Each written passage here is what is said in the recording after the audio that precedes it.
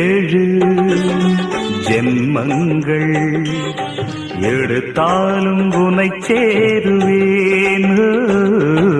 வேறாரும் நெருங்காமல் மனவாசல் தன்னை மூடுவே. உருவானது நல்ல சிவரஞ்சனி, உனக்காகத்தான் இந்த கீதாஞ்சலி.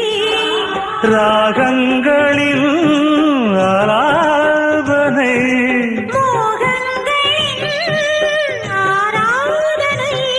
உடலும் மனமும் தழுவும் பொழுதில் உருகும் ஒரு ஜீவன்தான் உன் பாடல்தான் ஓயாமல் இசைக்கின்றது.